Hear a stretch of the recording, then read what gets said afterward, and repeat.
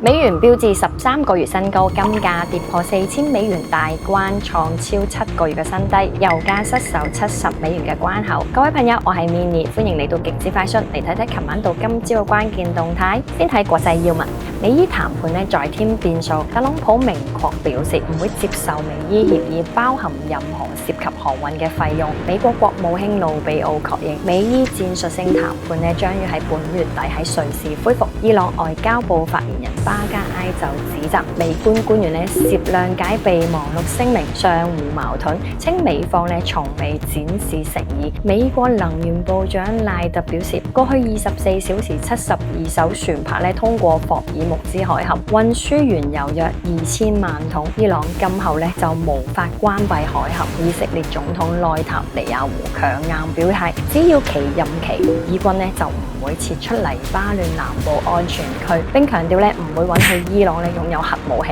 另外，美財長貝森特再強調美元主導嘅地位，稱讚沃什就消除咗先前指引俄羅斯向哈薩克斯坦就尋求5萬噸嘅汽油，以緩解國內燃油嘅短缺。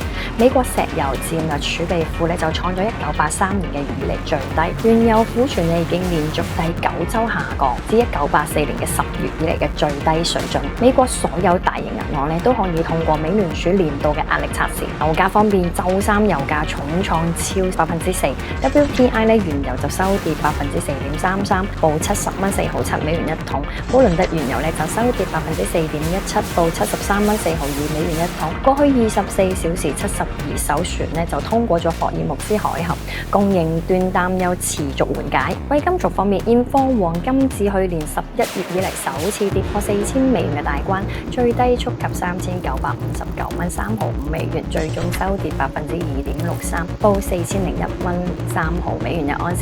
現貨白銀去年12月以嚟首次失守60美元，收跌6.61%，報57.4美元一盎司。美元就標誌13個月嘅新高，強勢打壓咗貴金屬。央行買盤都可能提供咗一定嘅支撐，但係短線嘅市場定價已經從避險邏輯切換到利率同埋美元嘅邏輯。黃金$4000嘅關口就成為咗多空爭奪嘅焦點。最後總結下，美伊技術談判月底恢復，72艘船就通過咗霍爾木茲海峽，美元標誌13個月嘅新高，金價就跌破$4000，創超7個月嘅新低，油價失守$70。各位朋友，金價跌破$4000嘅大關，係繼續探底啊，定係超跌反彈？歡迎嚟到評論區留言，記得點讚同關注，我哋下期見，拜拜。